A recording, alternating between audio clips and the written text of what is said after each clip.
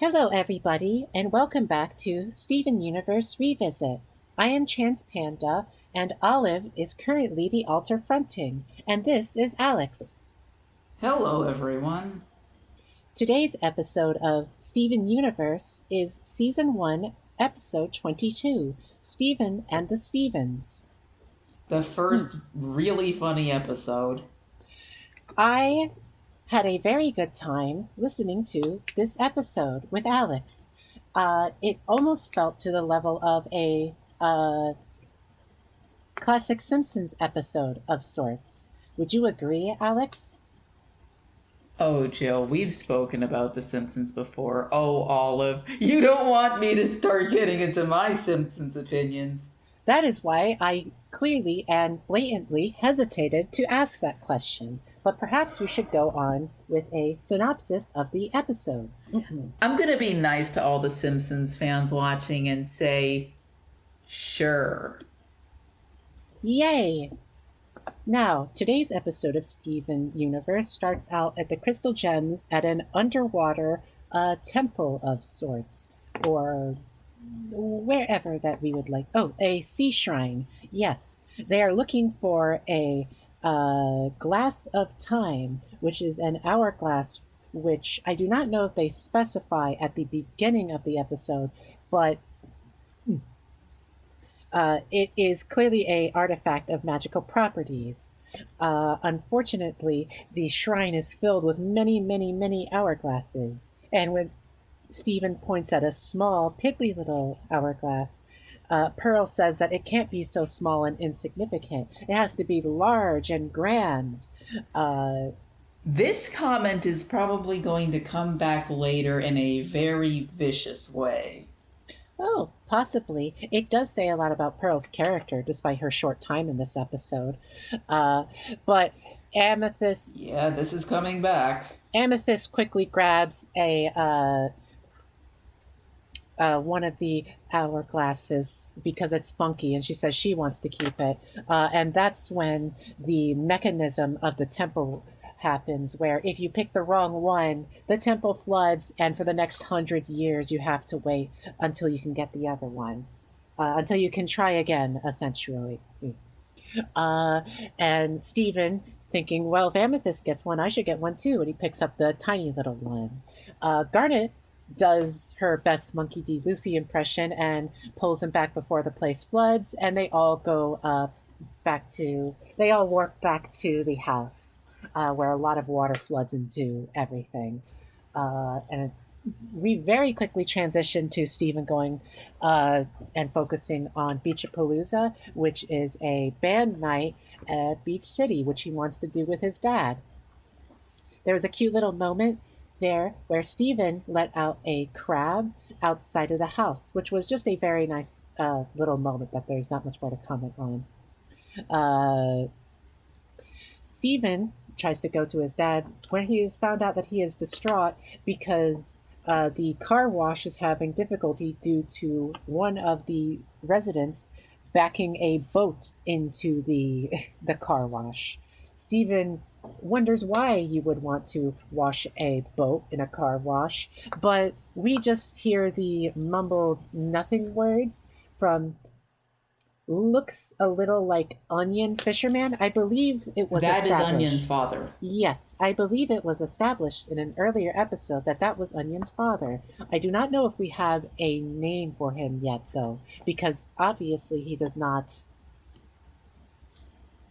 I do say not anything. believe he has a name, and I believe his speech patterns are like he and Onion are. I believe they both were confirmed to be on the autistic spectrum to the point where they are nonverbal.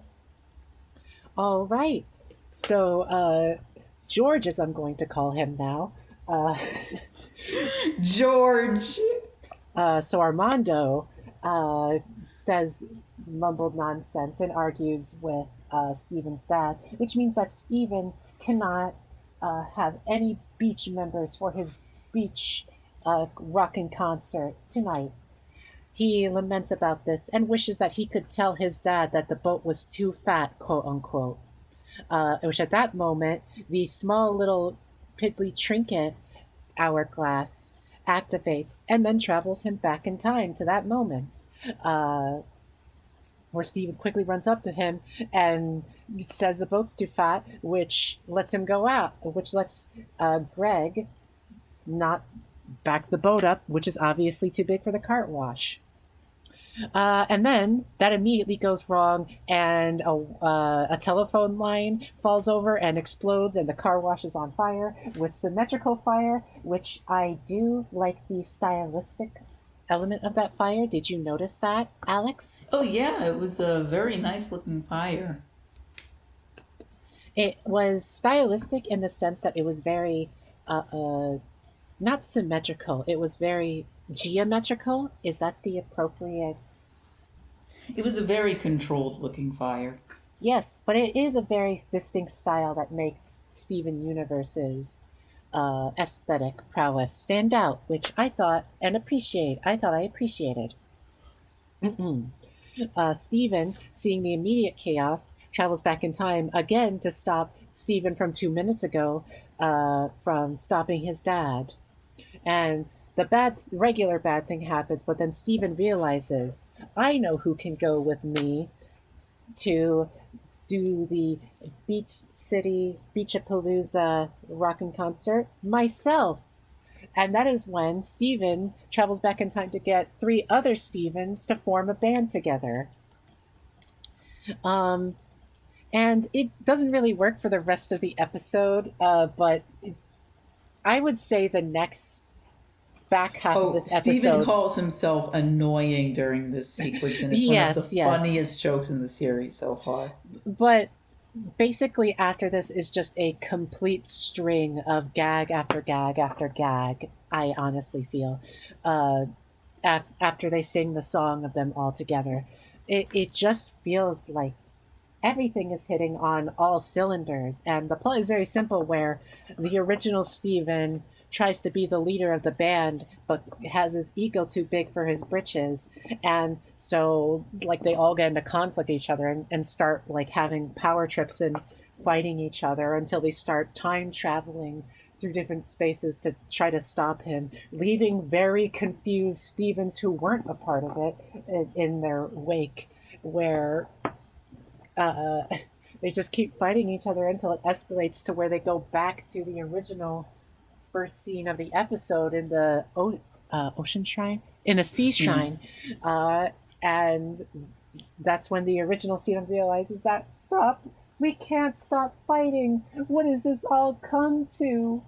I have to end this now. And then he destroys the time travel artifact, and that's when all of the Steven Universe time travel clones just explode into sand with each other. It's pretty metal. It's pretty metal, and the original Steven just watches himself die over and over again, and then it just cuts to the end of the episode where Steven and the Crystal Gems are rocking on the beach, where he sings about like how he needs to learn to get, like, learns to be true to himself and not try to find into a specific archetypes lest he fight with himself because he watched himself die. And that is the end of the episode. I we Olive we were laughing a lot with this episode. Obviously it is hard to convey that in podcast form, but it really felt like the writers just had a lot of fun, sort of making Steven the butt of the joke here in a lot of respects. And there was just a lot of good wit and humor here. Like the simple gag of like the band leader Steven going, okay, let's take five, and the other three Stevens go, there's a fifth Steven, and go, no. But I had a very good time with this episode. What about you, Alex? No, this was a good time.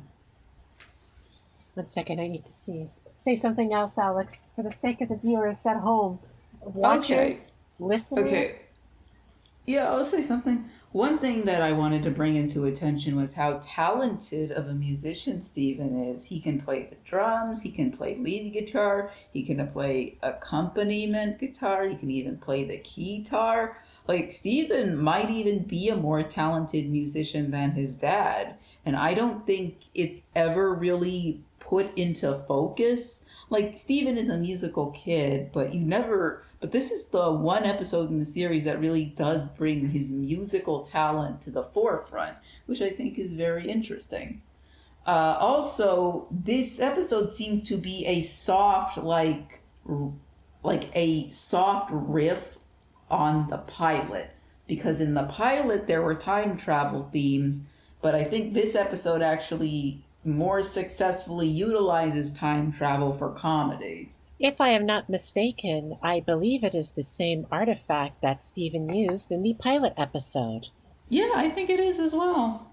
Yes, which is very interesting. It doesn't seem to show me. I am trying to find a good.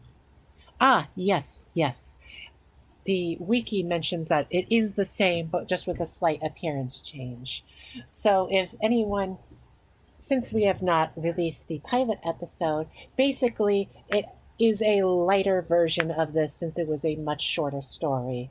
But this episode uses the hourglass to a much more. I can only describe it in that the original pilot sort of teleports Steven's consciousness back in time, but in this episode, it makes a funnier decision to just make Steven keep go like just transport his whole body back in time, which also includes replicating the time travel object over and over again through the inherent nature of time travel. And it is a very good time. It is a very good time to see these Stevens.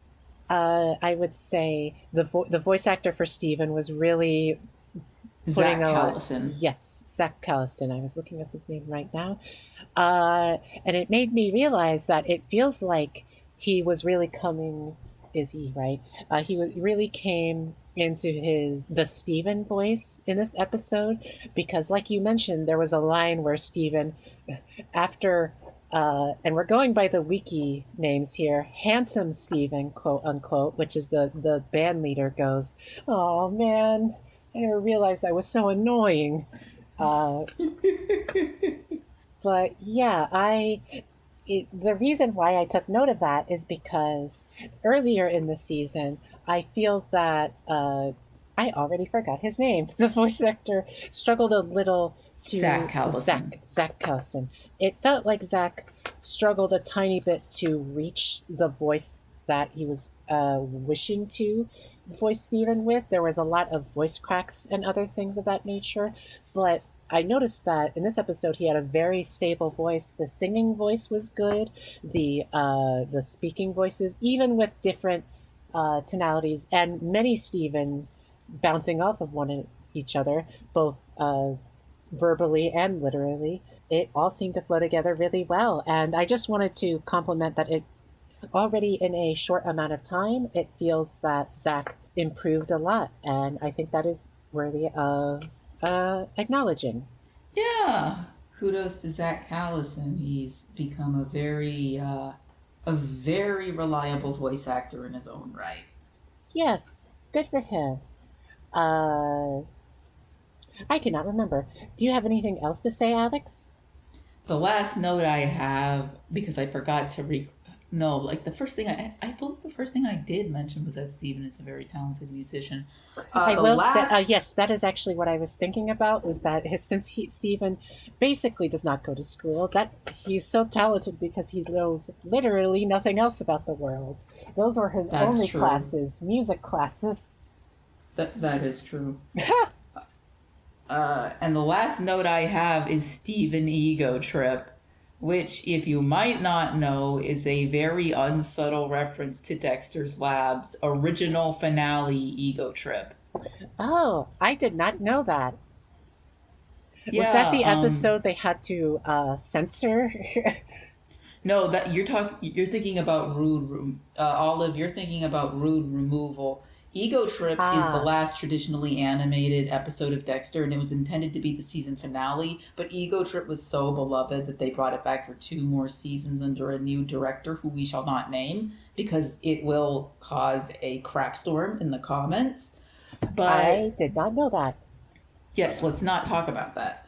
Uh, Ego Trip is a Dexter's Lab original movie. It's about an hour long. It's about Ah, Dexter traveling through time so that he can oh, yes. face off against a threat who's very obviously Mandark. There's a there's a Yes. there's a lovely little twist at the end that makes the whole thing really funny. Much like this episode.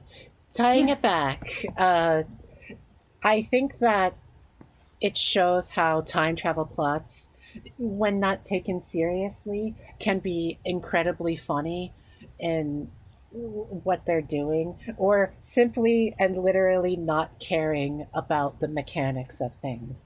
And I believe we discussed while we were watching the episode that the mechanics of this time travel hourglass will basically never get spoken of again. But it, Oh, yeah, that's right. That was actually the first thing I said. There's a lot of gem technology in season one that gets brought up and they don't do anything with ever again. it at least makes sense in the respects of the time travel hourglass because it was A, already a clearly hidden secret, and B, I think going any farther into the mechanics of the time travel hourglass would ruin the gag that it seems to only hold steady if it can. I do not know. I do not know the Well, gem mechanics. technology is a lot, actually operates on a lot of different rules that we don't see typically in other fiction. That is So I true. think it helps accentuate the foreignness of gem culture for a lot of this stuff to not be explained. Because quite frankly, Steven Universe isn't in a position to talk about gem culture. That will come later.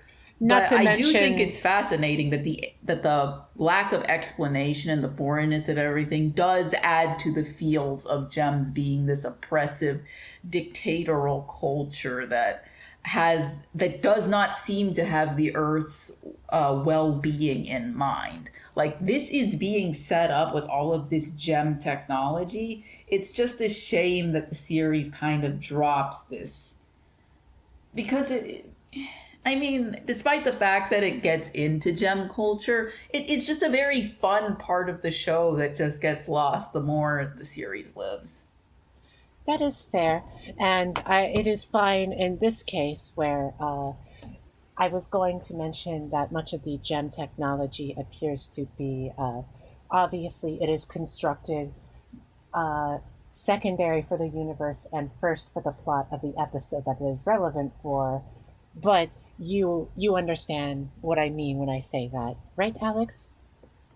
I understand what you mean, but I don't necessarily agree with it 100%. I like agree 65% because I do think that the implications of war with Steven Universe are so strong that you get this idea that the gems and the culture that they come from really are this oppressive race. Like I it see. is very good at foreshadowing this. It's just a shame that people didn't talk about it more when it came out. I see. Well, yeah. Anyway, I don't think I have much more to say on that note. Uh, but finally, in finishing, Amethyst was really funny this episode. Oh yeah, I think this is like a. I want to say it's the first time, but I don't think it is. This is like the first episode that I feel didn't have jokes about Amethyst being fat. That is fair. I cannot recall. I believe last episode part of the joke is she was just Statler and Waldorfing it, but Yeah, yeah, that's true. I forgot. It's been a while. that is okay. There has been many a things happening with our lives lately, so that this episode is recorded notably longer after the last episode that was posted. But regardless, I really liked Amethyst. She is a very good comic foil to go along with Steven. For example, you know that it is very funny that the Stevens 3 through 4 asked Amethyst to be the drummer, and she, seeing that Steven can time travel now, went, okay, yeah, sure, I'm cool, I'm down. That is very funny. Because That you know is that funny. Pearl or Garnet would immediately go, Steven, what are you doing? You can't misuse this, blah, blah, blah, blah, blah, blah, and stuff like that. But Amethyst, quite humorously, will just go along with it.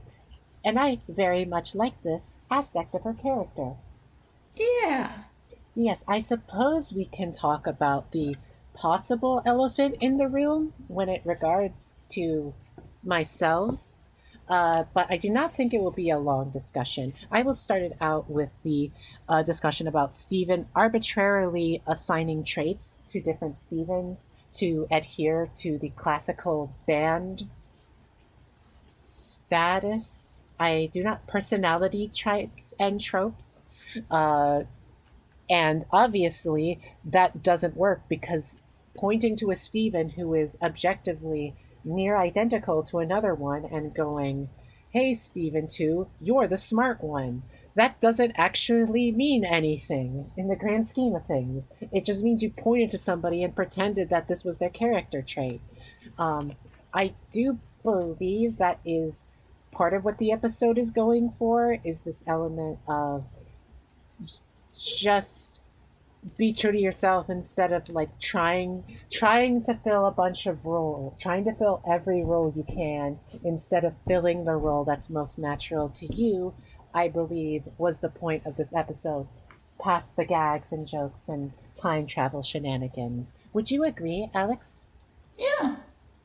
So this could go into a potential conversation on plurality, but I'm not sure it matters in this case because, unlike, say, the Cat Fingers episode, it's not really taking the multiplicity effect of Steven seriously. It is more taking it as a vehicle for jokes and gags.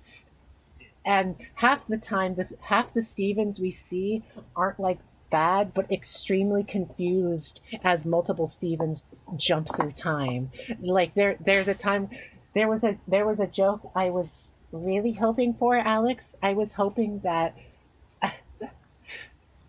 hoping that Steven would time travel to the pilot episode and then come go move forward in time with like the animation style of the pilot. Oh. Oh. I Yeah. understand why they That was did not. actually a joke I would have liked too. I would have liked that a lot.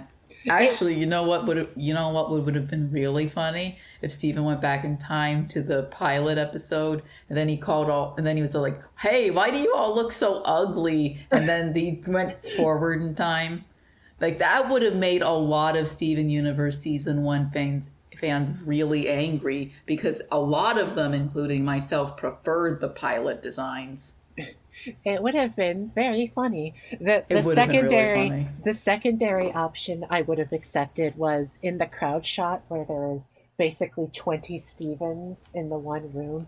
If just one of them was the pilot Steven with no explanation given otherwise, Oh, that would have been really funny. I am simply this episode was firing off all cylinders, so I do not see it as a negative thing that it missed one gag. I am simply, because the pilot episode focused so much on the same mechanical magical item, I am surprised that it didn't reference it more, I suppose, is what I would say. But yes, back to the plurality aspect, which you can tell is super important because I got distracted so easily. Um, yes, technically, I could critique the element that the inherent nature of my condition means I can fill multiple roles in a sense due to the different personality types that we all share in one body. But also, again, this episode Olive, can isn't I say about that. something as a singlet? Yes. would you agree that Stephen, main Stephen, getting an ego trip and then fighting all the other Stevens would be considered one of along the lines of Catfinger's horror element of demonizing portrayals of plurality by enforcing that only one Stephen can exist? If you understand what I'm saying. I do believe that I understand what you are saying, but I can say that yes, it does technically bring along that element of that, Demonization of plural people via horror possibly due to all of elements. the Stevens dying at the end. Yes. I would say this is a Yeah, it was a bit suspect. it was this is to clarify to any audience member, this is much, much, much lower on the food chain than Cat Fingers or Sugalite episode. This is what we've been talking about with Amethyst more, where it's more like the consistency of it more than the standoutness of it, if that makes sense. Yes. Uh, but I also attribute that to clearly the Stephen we continue to move forward with is confused and horrified at the sequence of events because he wouldn't want this to happen. So I consider it more of a gag to return back to the status quo more so than a casual condemnation of plurality. It would take something more along the lines of, I do not know if I should reference the show, but there is a animated series on Netflix which more heavily focuses on elements of body sharing or multiple people that does end with like a status quo where everyone separates bodies, and that upset us. But in this situation, it's so clearly a one episode affair that I cannot be too upset. And I also understand it was mostly for gags anyway. So I suppose this episode's plurality rating is non committal shrug out of 10. All right. I'm not inclined to be nice to this episode because of its track history, but I understand why y'all are saying what you're saying. Yes, it made us laugh and it didn't make us feel bad. And I am a system, so I am going along with it. Okay. Other than that, I think I do not have much more to say about this episode. Yeah, I think that was a very productive discussion. Indeed. Would you say that is the end of the episode, Alex? Yeah, this is a good place to call it. Okay.